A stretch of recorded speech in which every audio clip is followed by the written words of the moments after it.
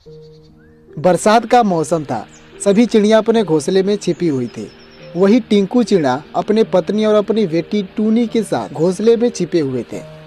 भाग्यवान, आज ये बारिश तो रुकने का नाम ही नहीं ले रही है और हमने पहले से कोई दाना भी जमा करके नहीं रखा है। अगर बारिश ना रुके तो हम तो भूखे मर जाएंगे। अजी, ऐसी अशुभ बातें मत बोला करो। ऊपर वाला सबका ख्याल रखता है, इसलिए आप बिल्कुल मत घबराइए।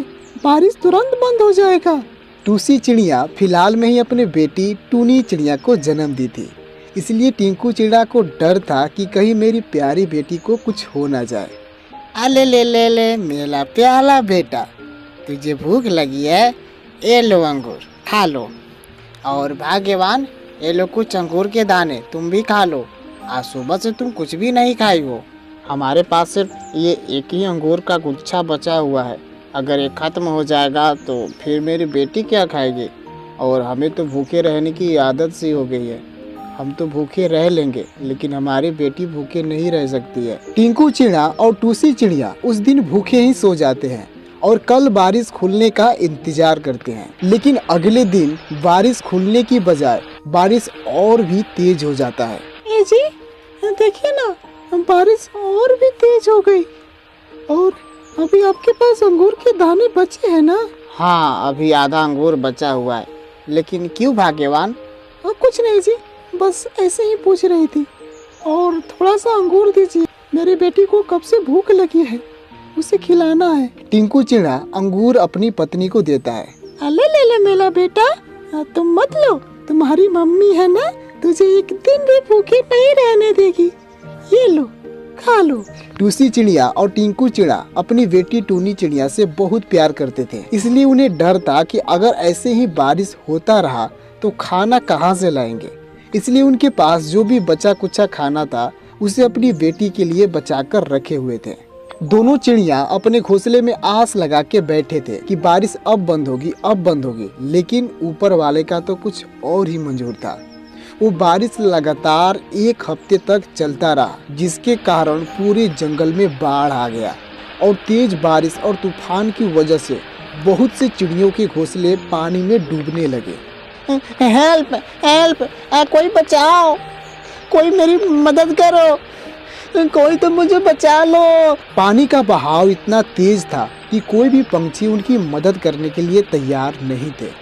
लेकिन टिंकू चिड़ा से उन पंछियों के पानी में डूबते देख रहा नहीं गया। भाग्यवान, वो पंछी पानी में डूब रहे हैं, उन्हें हमें कैसे भी करके बचाना होगा। जी, लेकिन पानी का बहाव तो बहुत तेज है, आप उन्हें कैसे बचाएंगे? तुम चिंता मत करो, मैं उन्हें कैसे भी करके बचा लूँगा। तुम मेरी बेटी का ख्याल रखना। बाय मेरी बेटी, तुम अपना ख्याल रखना। और हाँ, माँ को ज़्यादा तंग मत करना, नहीं तो मैं तुमसे कट्टी कर लूँगा। अच्छा पापा, लेकिन आप भी वादा करो कि तुम जल्द वापस आओगे। हाँ मेरा बच्चा, मैं ज़रूर आऊँगा। और हाँ, आप आते वक्त ढेर सारा अंगूर लाना, ताकि अगली बार बरसात आए तो हम भूखे ना रहे। टूनी चिड़िया की समझदारी भरी बात सुन के उसके मम्मी पापा के आंखों में आंसू आ जाते हैं। हाँ बेटा, मैं ढेर सारा फल लाऊंगा। अब खुश हो ना? अब मैं जा रहा हूँ। इतना कहते हुए टिंकू चिड़ा उन पंछियों को बचाने चला जाता है।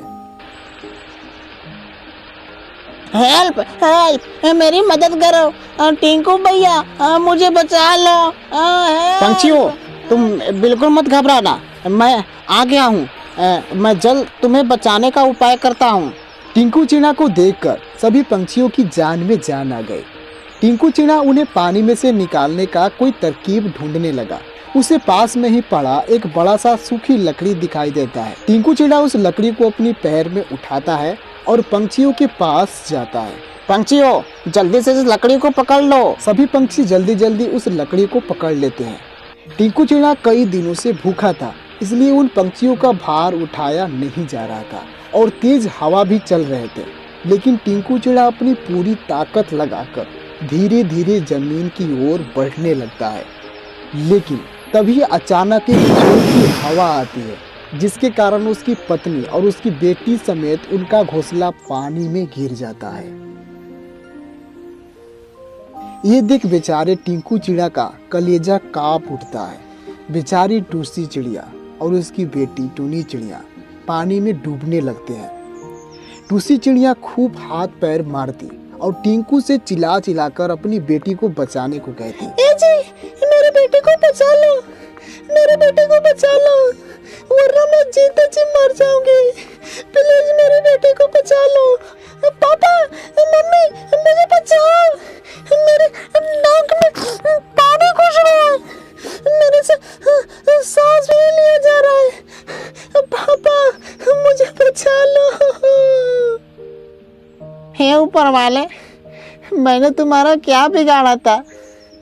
मैं तो सदा दूसरों की मदद करता आ रहा हूँ और आज भी अपनी जान पे खेल के इन पक्षियों की जान ही बचा रहा था, लेकिन तुमने मेरे परिवार को भी मुसीबत में डाल दिया। अब तुम ही बताओ, मैं दोनों में से किसको बचाऊं? बेचारा टिंकू चिड़ा वो सोच में पड़ा था कि अगर इन पंछियों को बचाऊंगा तो मेरी फैमिली मर जाएगी, और अगर इन्हें छोड़ के अपनी फैमिली को बचाऊंगा तो ये पंछी पानी में डूब जाएंगे। आखिर मैं करूँ तो क्या करूँ? काफी देर सोचने के बाद टिंकू लास्ट में फैसला करता है कि इन सभी पंछियों को बचाया जाए। टिंकू चिड़ा को उस बहते पानी के बीच में एक छोटा सा पत्थर दिखाई देता है, तो बेचारा टिंकू उस पानी के अंदर में जाके अपने लकड़ी को पत्थर के बीचों बीच में लगा देता है और वो खुद पानी में रह के लकड़ी को थामे रहता है। टूसी और टूनी, इस लकड़ी को जल्दी से पकड़ लो। टूसी और टिंकू उस लकड़ी को पकड़ लेते हैं और सभी पंछी उस लकड़ियों के सहारे बाहर आ जाते हैं। लेकिन सभी पंछियों के बाहर आने के बाद पानी में जोर से एक लहर आता है, जिसकी वजह से टिंकू उस पानी में डूब जाता है।